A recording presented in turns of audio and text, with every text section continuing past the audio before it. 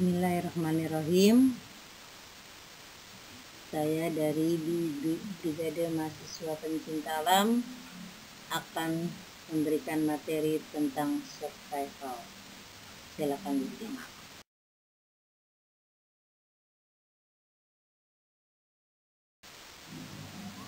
Definisi survival. Survival berasal dari kata survive, yang artinya bertahan hidup. Dalam hal ini, survival adalah proses teknik pertahanan hidup di alam bebas. Dan orang yang melakukan survival itu disebut dengan survivor.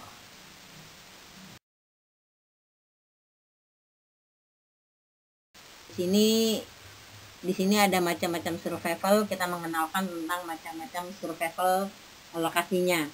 Ada di darat dan ada di air. Nah, survival darat itu biasanya ada lokasinya di gunung, hutan, padang pasir, dan gua kering biasanya. Sedangkan survival air itu di rawa, di laut, di danau, di sungai, gitu kan. Dan guanya pun penuh dengan genangan air, biasanya sih seperti itu ya. Jadi macam-macam survival itu cuma ada dua, tergantung dengan lokasinya.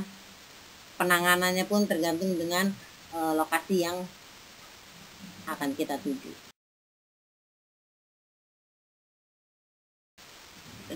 Baiklah, di slide ini saya akan menjelaskan tentang aspek dalam survival. Nah, ini yang harus benar-benar awal dari kita bertahan hidup, baik itu di hutan atau di gunung atau dimanapun. 3 yang harus kita perhatikan, yaitu 1, psikologis. Psikologis itu kita merasa panik, takut, cemas, kesepian, sendiri, bingung, tertekan, bosan, dan sebagainya. Sebenarnya gini, pertama kali ketika kita menyadari bahwa kita dalam posisi tersesat, misalkan di dalam hutan, tersesat di dalam hutan, 1, tenangkan diri kita. Tenangkan, ambil nafas, keluarkan, kita tenangkan diri kita, kita berusaha untuk tidak terjadi, seolah-olah tidak terjadi apa-apa. Ya. Terus kita hilangkan rasa takut kita dengan keberanian bahwa kita adalah manusia yang sempurna, memiliki akal. Allah menciptakan kita dalam posisi kita lebih berakal dibanding makhluk-makhluknya yang lain. Gitu. Terus jangan kita merasa kesepian. Kita memiliki Tuhan, kita memiliki Maha yang menciptakan kita. Contohnya seperti kayak di Islam ya. Kita punya Allah. Allah itu akan selalu melihat kita. Allah akan selalu melindungi kita. Terus kita berusaha untuk meyakinkan diri kita, saya mampu keluar dari kesesatan ini, tersesat ini di dalam hutan. Saya pasti akan menemukan jalan keluarnya untuk sampai ke tujuan saya. Terus kita berusaha untuk perbanyak berdoa, ambil nafas, tarik nafas, redam rasa yang ada, rasa takut, panik, cemas, dan sebagainya, itu diredam pelan-pelan. Kita duduk. Kalau kita gelisah, kita bisa semakin kita gelisah akan semakin kita tidak menemukan jalan keluar. Tapi ketika kita tenang, santai, kita berusaha berpikir jernih, biasanya itu akan terlihat jalan keluarnya. Lanjut dengan yang kedua, fisiologis. Fisiologis itu kita menahan rasa sakit, menahan rasa lapar, haus, cedera, dan sebagainya.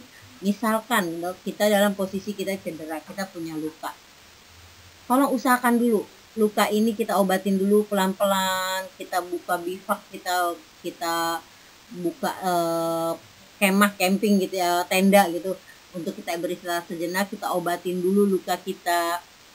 Setelah kita obatin luka kita, baru kita mencari makanan atau mengkonsumsi makanan itu dari sekitar kita. Ada beberapa daun yang harus kita makan, bagaimana kita mencari minum, dan sebagainya. Itu nanti akan ada di slide terakhir tentang makanan dan air.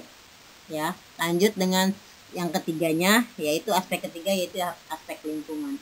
Nah, di sini bagaimana kita bisa mengatasi, misalkan lagi panas, udaranya panas, kita harus bagaimana? Ketika dingin kita harus bagaimana? Sebenarnya gini, kalau dalam lingkungan kita memiliki beberapa pakaian, lebih baik kita kurangin pakaian itu, kita jadikan sebagai jejak. Jadi kita jangan terlalu banyak membawa barang. Contohnya misalkan kita bawa baju 5, kita ambil aja 3 atau 2. Yang sisanya itu kita pergunakan untuk memberi jejak kepada teman-teman yang sedang mencari kita gitu. Terus kalau untuk masalah lingkungan, contohnya kayak di hutan itu hutan rimbun, lebat dan sebagainya. Carilah tempat yang sekiranya tidak menjadikan itu mara bahaya untuk kita, ya, dan mudah untuk kita mencari konsumsi untuk makanan pun sama. Seperti misalkan kita berada di kandang hewan apa, misalkan babi. Kita usahakan bagaimana ciri-ciri nih kandang babi ini, bagaimana ini ciri-ciri sarang hewan ini bagaimana, itu harus kita pelajari juga. Jadi sebelum kita menuju ke suatu tempat, kita harus mengerti dulu ilmu dari survival ini. Bagaimana memperlakukan hewan, bagaimana hewan di sekitar kita, itu memang harus kita pelajari.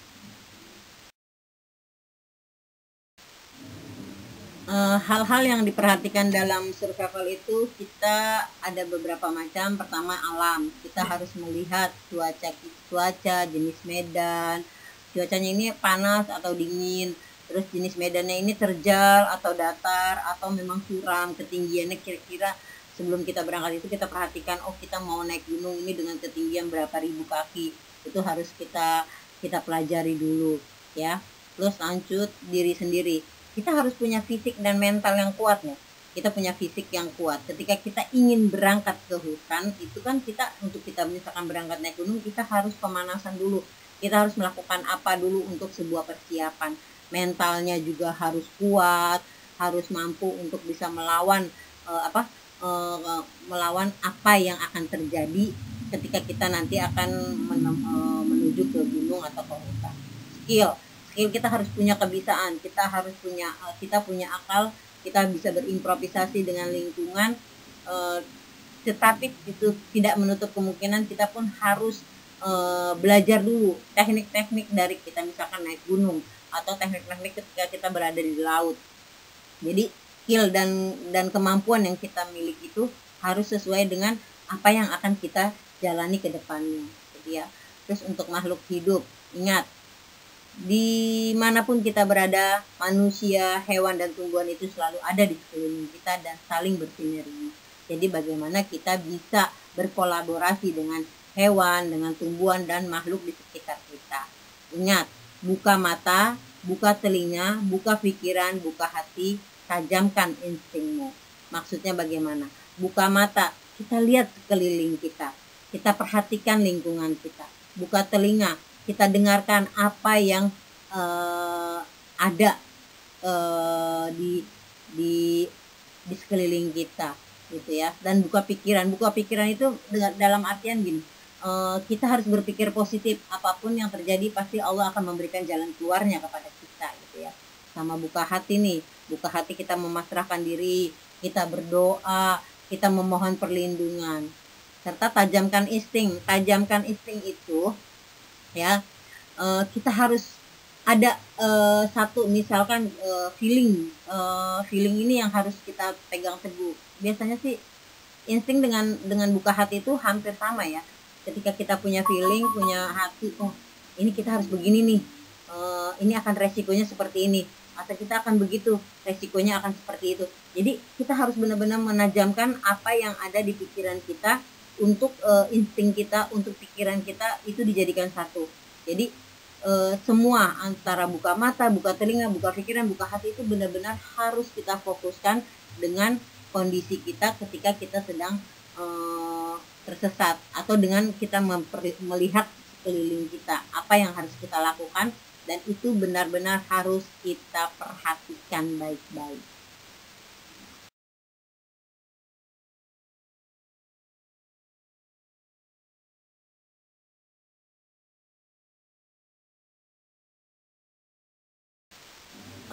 Prinsip dalam survival itu STOP, stop berhenti. Stop maksudnya berhenti, duduk, set. Kita duduk. Ketika kita sudah merasa posisi kita tersesat, kita duduk. Jangan melangkah kemana-mana, jangan berjalan kemana-mana, jangan panik, jangan apa, duduk, diam di tempat dengan posisi kita berusaha untuk menenangkan diri kita. Kita tenangkan diri kita berpikir apa yang harus kita lakukan saat ini, apa yang harus kita kerjakan saat ini. Lalu kita observasi nih, kan tadi yang stop, berhenti saat duduk, kedua thinking, kita berpikir, lanjut dengan observasi.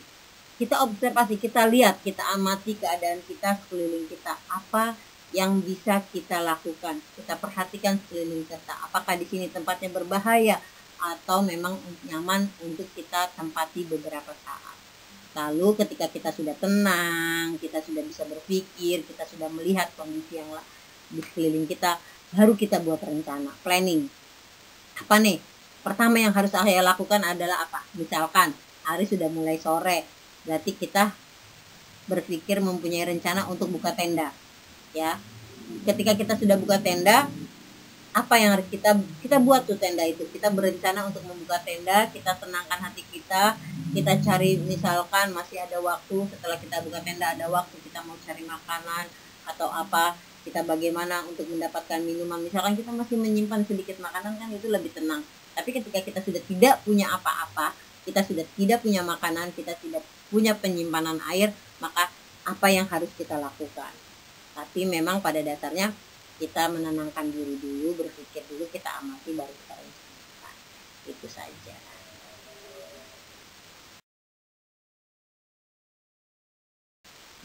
Kebutuhan atau skill, kemampuan kita bertahan hidup.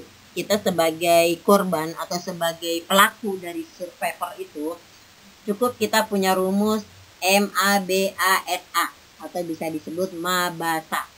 M-nya makanan, berburu dan jebakan. Bagaimana kita mendapatkan makanan yang benar-benar tidak membuat kita sendiri menjadi celaka.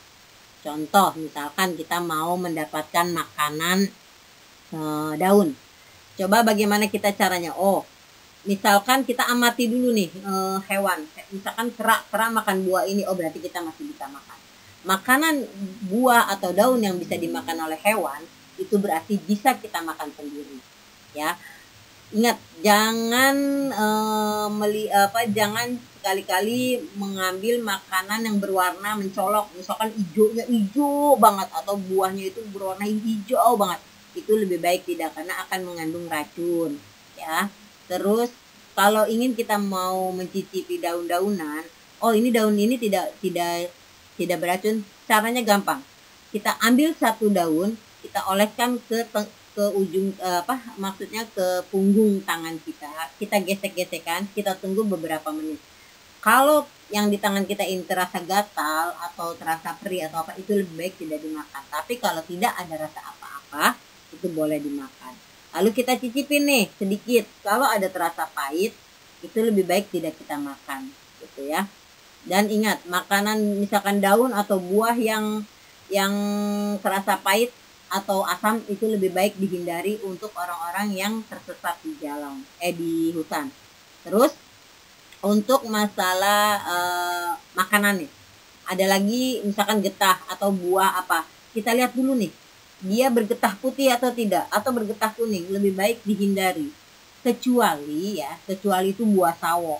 Sawo itu memang bergetah, tapi dia masih bisa kita konsumsi, tidak akan bermasalah. Tapi selain dari sawo itu, ada buah yang bergetah, lebih baik tidak kita makan. Sebenarnya lebih mudahnya ada hewan makan, itu kita makan. Biasanya sih seperti itu ya. Terus lanjut ke A-nya, air, alat alam. Misalkan kita di hutan sudah kehabisan air. Caranya lebih mudah adalah kita mencari batang-batang, melihat jenis-jenis pohonan yang mengandung air. Contohnya seperti pohon pisang. Pohon pisang itu ada di dalam batangnya itu banyak mengandung air ya. Atau tebu itu sudah biasa, udah umum, itu juga mengandung air.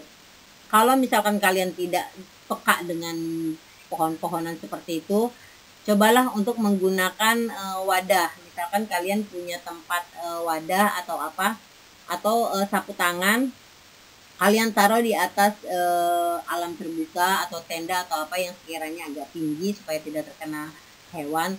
Kalian tunggu embun. Embun itu biasanya kalau di hutan itu kan banyak tuh air-air yang dari atas gitu ya, maksudnya embun-embun itu yang bisa kita minum. Bisa juga dari daun. Jadi ada daun-daun yang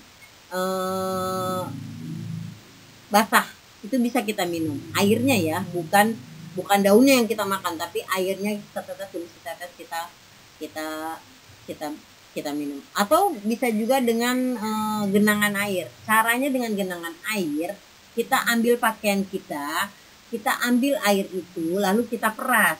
Jangan diperas dan kita saring. Jangan kita langsung minum karena itu bisa mengandung ada binatang-binatang kecil yang kita khawatirkan akan merusak organ badan kita di dalam. Jadi lebih baik kita saring dulu dengan pakaian lagi gitu.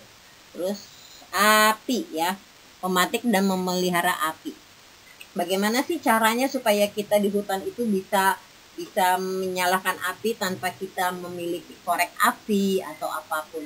Sebenarnya mudah. Kita ambil ranting-ranting yang kering, kita ambil daun-daun yang kering, kita buat lubang sedikit aja, jangan terlalu dalam dan jangan terlalu pendek.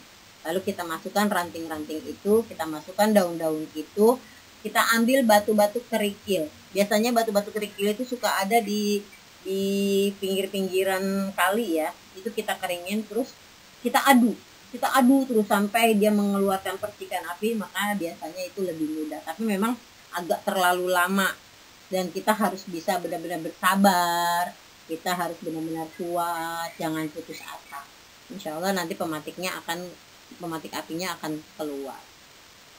Lanjut dengan S-nya ya, sinyal, meninggalkan tanda atau jejak. Nah, seperti yang tadi di slide pertama saya katakan ya, jika kita memiliki barang-barang yang sekiranya sudah tidak bisa kita gunakan atau memang tidak perlu kita gunakan, jadi kita harus mengurangi. Misalkan kita bawa baju 3 atau 6 atau 4, ambillah 1, kita robek sedikit demi sedikit untuk meninggalkan jejak. Jangan sekali-kali kita meninggalkan jejak dengan benda yang sama di sekitar kita. Jangan, seperti contohnya kita mau meninggalkan jejak dengan ranting atau dengan daun. Jangan, karena itu akan samar, tidak akan terlihat oleh para penolong kita. Jadi yang harus berbeda. Kalau misalkan baju ya baju, kalau kita punya tali ya tali rapia gitu ya, yang sekiranya bisa menjadi oh ini memang benar-benar kita pernah melewati tempat ini. Jadi penolong itu lebih mudah untuk membantu kita. Terus lanjut dengan arah perjalanan. Wah, di sini nih insting kita, ilmu kita memang harus benar-benar fokus kita lakukan. Misalkan di malam hari kita tersesat, tapi kan kalau malam hari itu kita pasti akan memasang tenda, kita akan masang bivak ya. Nah, bivak ini kan, tadi kita sudah menjelaskan bivak belum ya?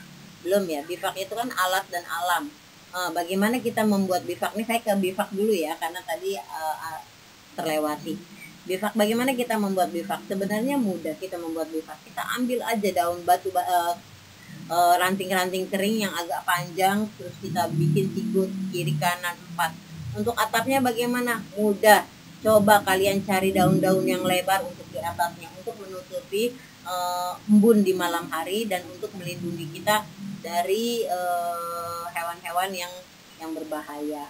Atau bisa juga kita naik ke pohon, kita ikat badan kita, tapi dengan catatan kita buat juga seperti itu. Ada tutupannya, misalkan kita bikin untuk sekedar atasnya saja supaya tidak terganggu oleh binatang-binatang yang ada di pohon. Itu cara membuatnya nanti mudah dengan ranting-ranting yang ada di situ, daun-daun yang ada di situ, tinggal kita ikat-ikat gitu.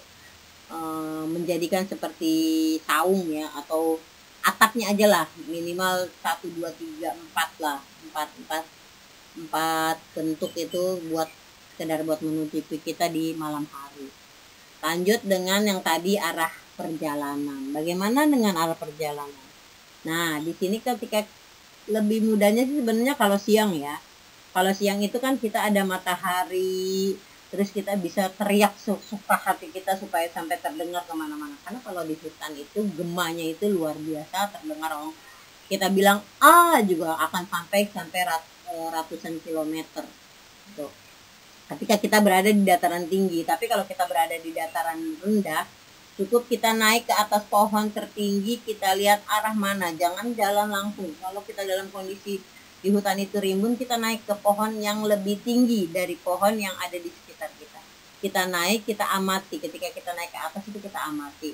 Nah itu. Terus kalau misalkan di malam hari nih, di malam hari kita cari nih tempat yang agak lapang. Biasanya kan kita kalau mau buka tenda atau bisa itu biasanya kita cari yang agak lapang. Ya. Kita lihat langit aja deh. Lihat langit, di situ ada mata, ada bintang. Kita lihat misalkan bintang Sagittarius itu kan mengarah ke panjang ya, seperti apa ya Sagittarius itu. Bintang Scorpio ya, seperti bentuknya. Nah, yang kita lihat bukan ujungnya, bukan pantatnya, tapi kepalanya. Kepala dari bintang Scorpio itu. Hewan Scorpio pasti kalau jengking ya. Nah, kita lihat dari kepalanya. Biasanya dia berbentuk lingkaran, buntutnya itu melengkung sejajar dengan kepala. Nah, itu yang harus kita lihat. Oh, berarti arahnya ke sana selatan, arah ke sana utara. Itu ya. Seperti itu.